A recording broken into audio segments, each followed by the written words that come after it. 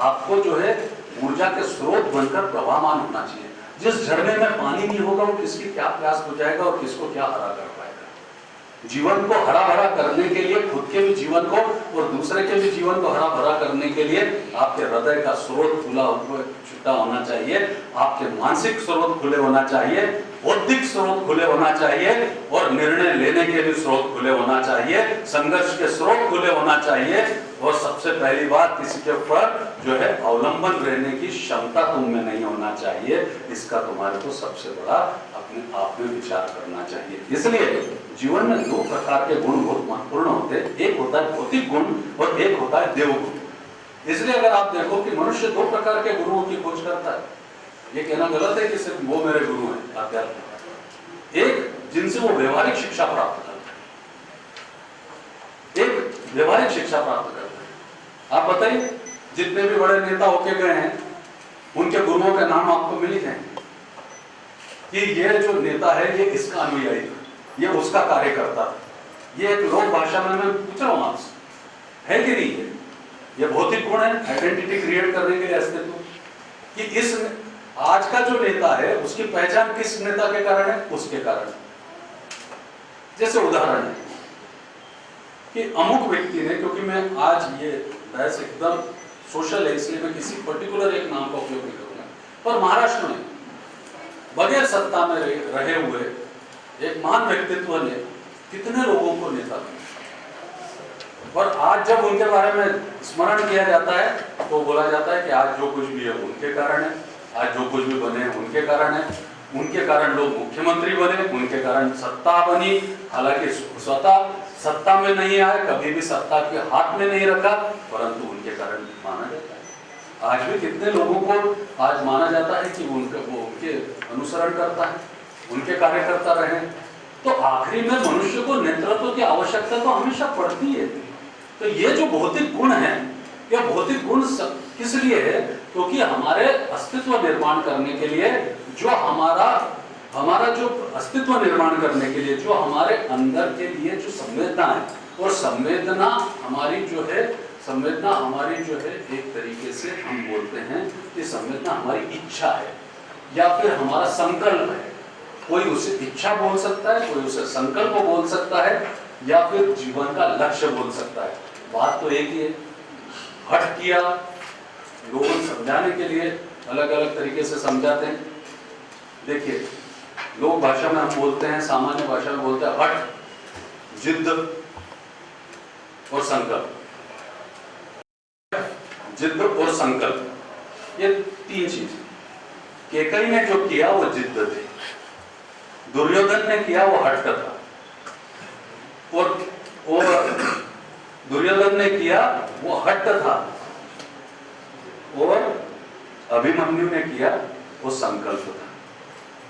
तो इतना फर्क है। ये बात समझाते समय अपन एक ही चीज को है, जैसे अपमान और स्वाभिमान, इसके मध्य का फर्क नहीं समझते। तो इसलिए ज्यादा समय नहीं लेते हुए मैं बताता हूँ कि भौतिक गुण के लिए बहुत आवश्यक रहता है कि अपने सुप्त पड़ी हुई जो संवेदना है उसको लक्ष्य मान के चलते हैं, कि उस लक्ष्य को केंद्रित कैसे होना है, उस लक्ष्य के प्रति केंद्रित कैसे होना है। उस लक्ष्य के प्रति केंद्रित होने के लिए आपको एक नेतृत्व की आवश्यकता हो, उस नेतृत्व की आवश्यकता,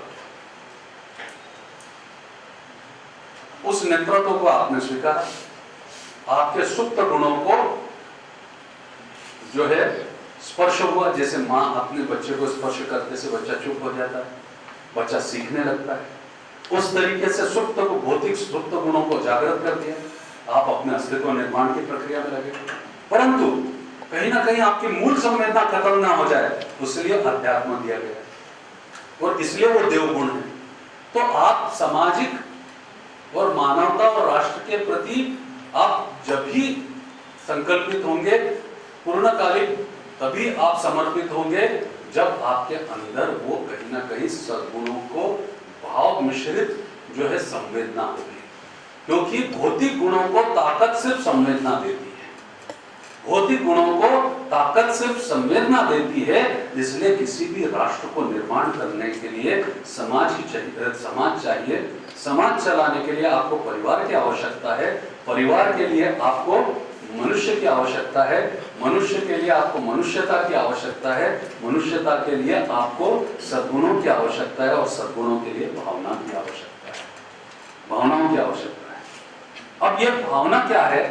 तो जो सद्गुण है, ये सद्गुण भगवान है, ये भावना अध्यात्म है। एक एक शब्दों में बता रहा हूं, ये सद्गुण जो है भगवान है, ये भावना जो है अध्यात्म है, ये सद्गुण और भावना से निर्माण हुआ आचरण ये धर्म है। और उस आचरण की जो नीति है, क्या उस आचरण की जो नीति है वो समाज है, वो समाज है।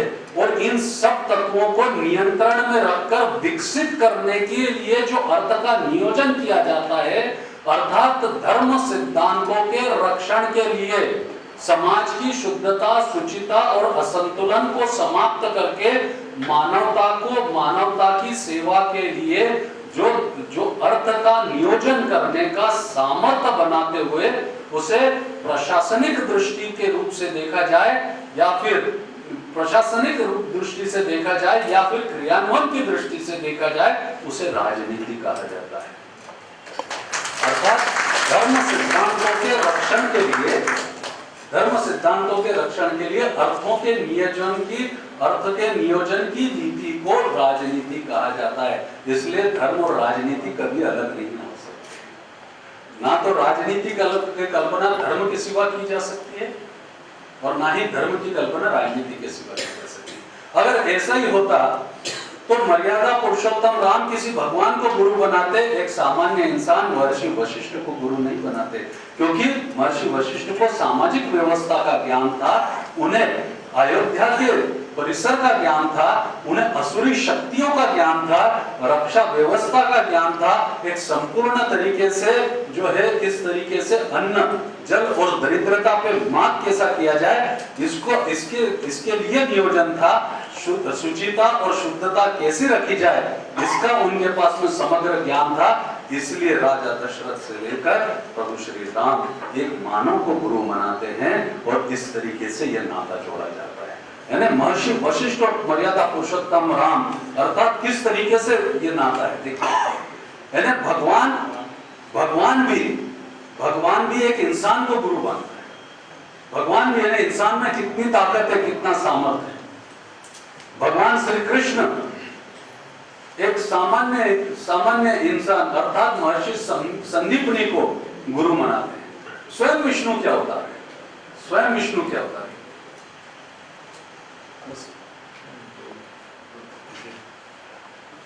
भाई साहब, माफी चाहता हूँ।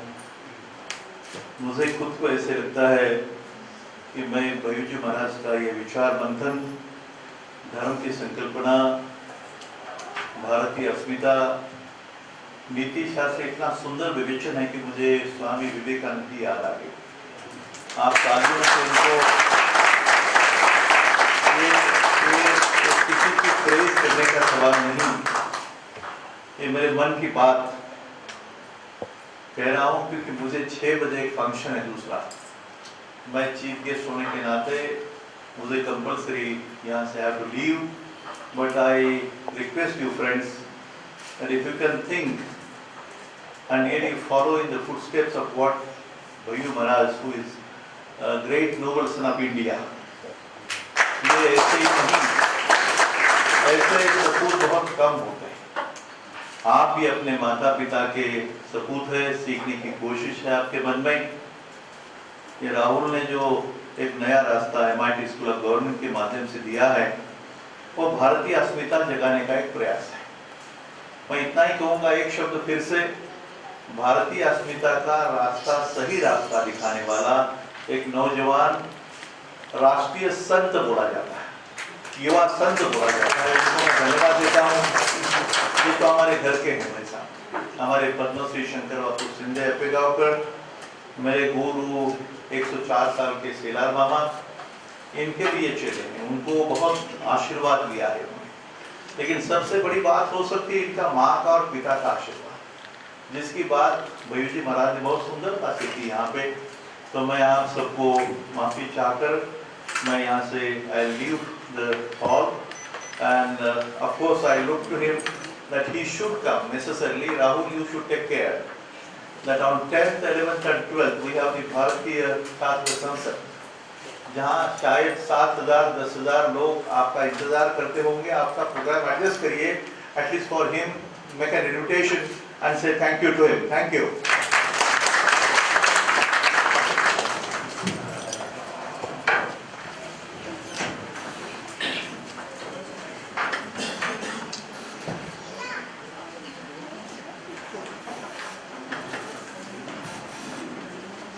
अब सबसे बड़ा प्रश्न यह है कि ये तो समझ में आता है कि धर्म सिद्धांतों के रक्षण के लिए जो अर्थ का नियोजन करने की जो नीति है उसे राजनीति कहा जाता है।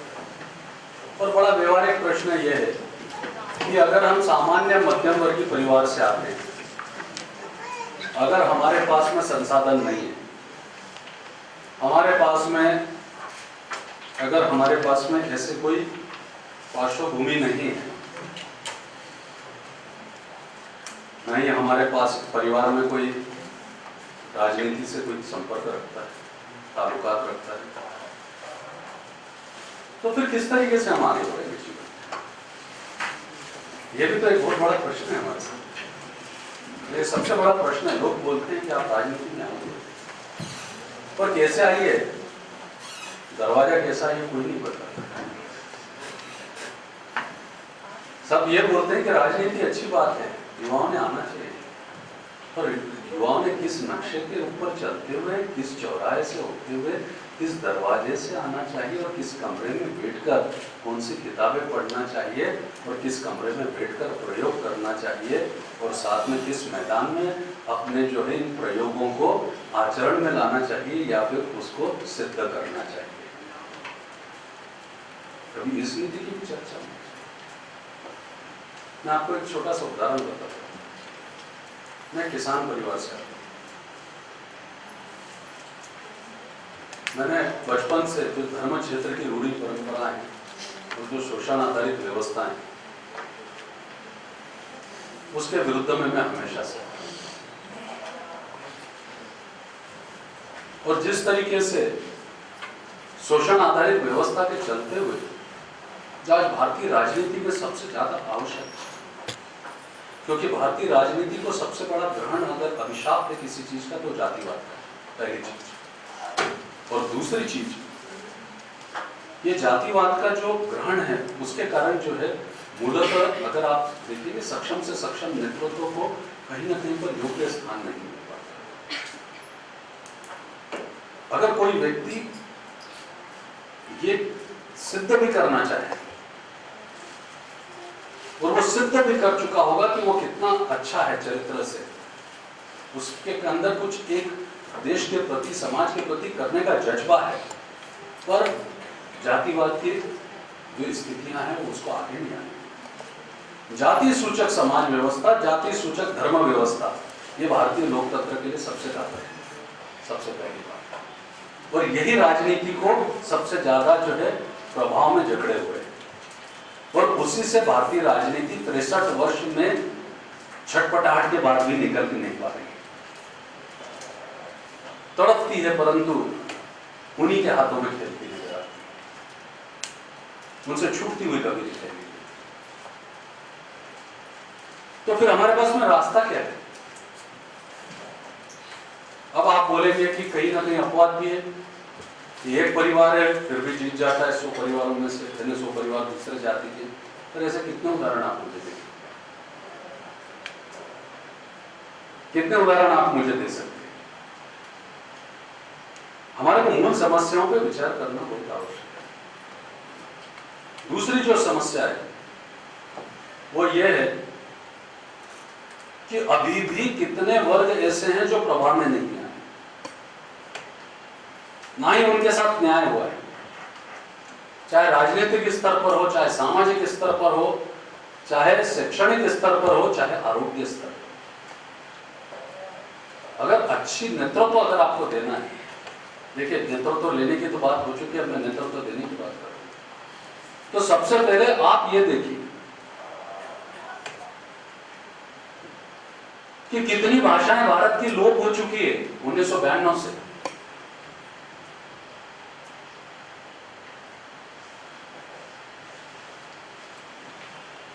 कितनी भाषाएं लोप हो चुकी हैं।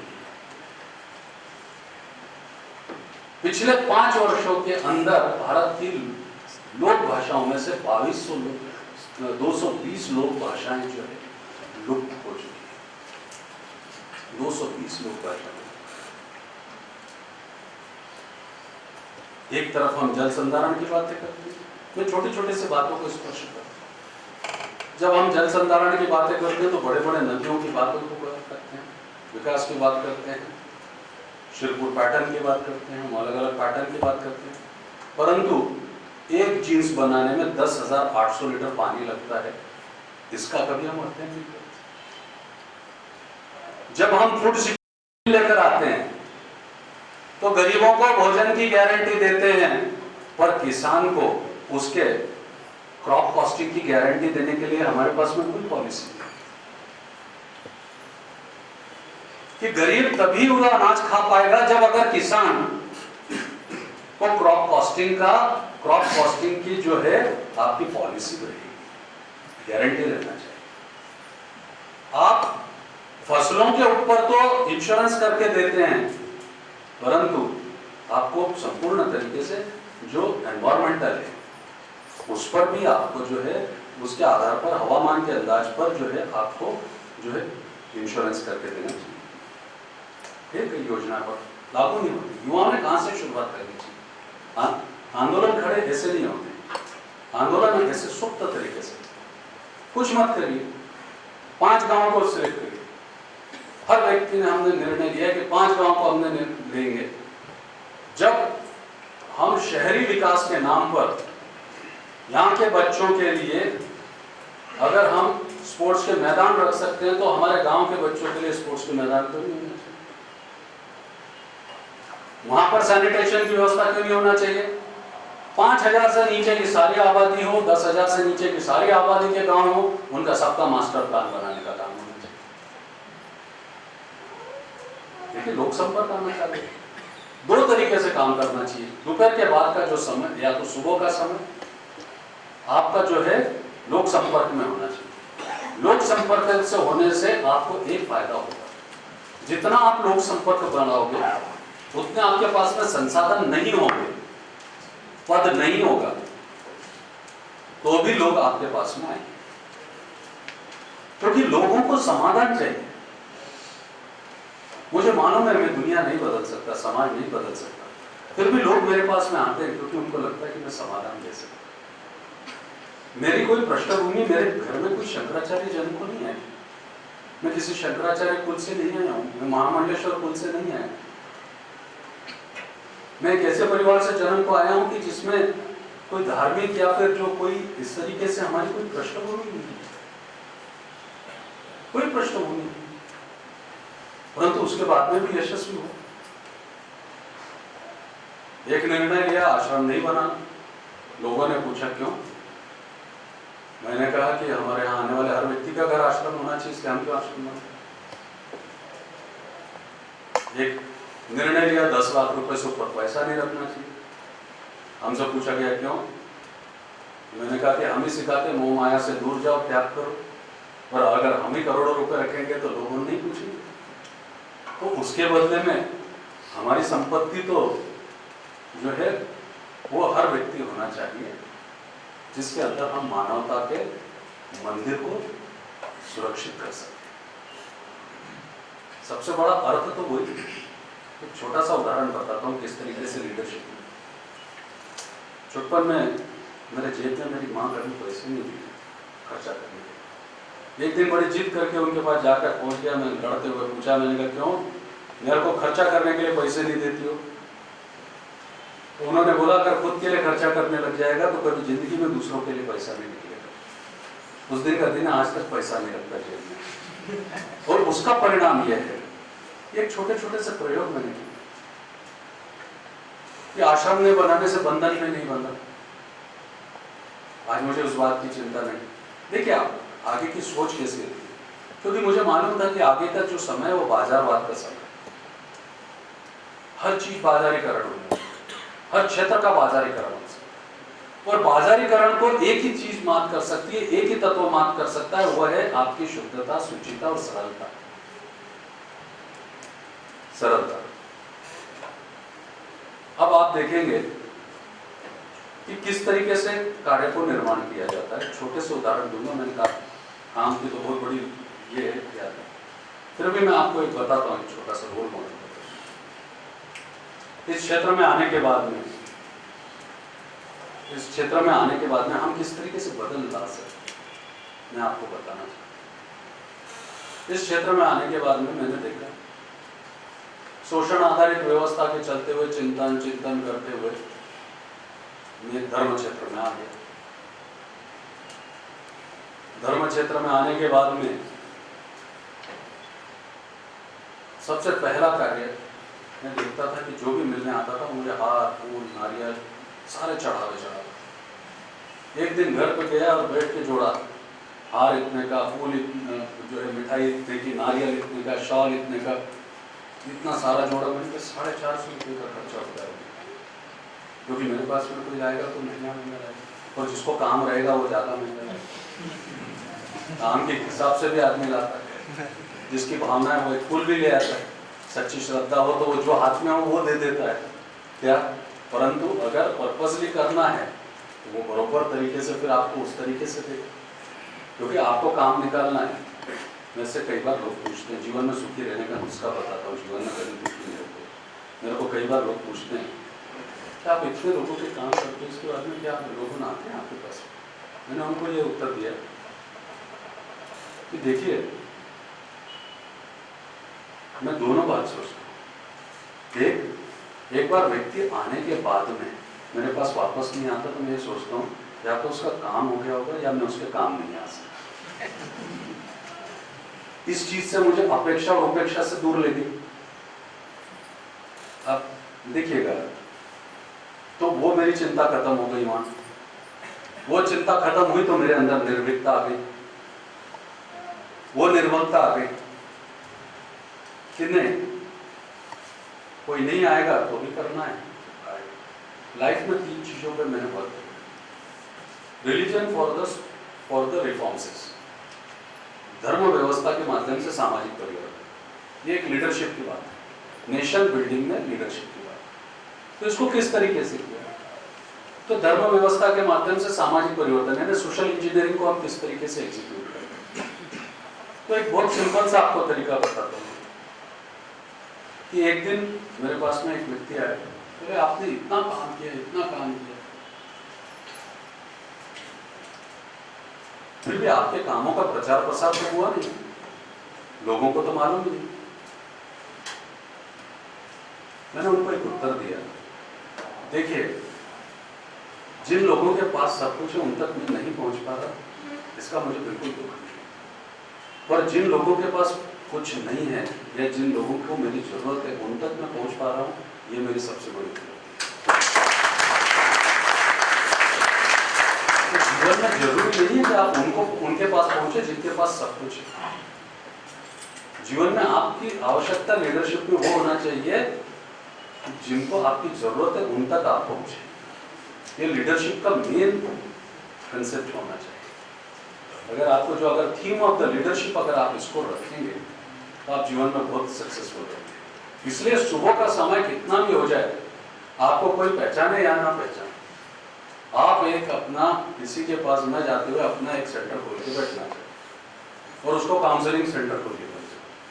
काउंसलिंग सेंटर इस तरीके से खोलिए कि जब आप यहाँ पर आकर आप ई गवर्नेंस प्रोग्राम को आप लर्न करते हैं तो एक काउंसलिंग सेंटर होना चाहिए। इतने गरीब आते हैं, उनको आप मंत्रालय में कैसे काम करना, वहाँ जाने के बाद में उनके हाल होते हैं, किस अधिकारी से मिलना, कैसे मिलना, और आप उसका जो है उसको पूरी तरीके से पहले मार्गदर्शन करें, उससे आपका अनुभव आएगा, आपके अंदर परिपक्वता आएगी। और लाइफ में काम करते समय 3 चीज पर बिलीव करना, 0 बजट, कि संबंधों में आगे चलकर पैसा सबके पास है, पैसे से कुछ काम नहीं होने वाला। मैं आपको भी बता रहा हूँ, आज जिनके पास करोड़ों हजारों करोड़ की संपत्तियां हैं उनके साथ में कितनी विपत्तियां ये आप देख रहे हैं।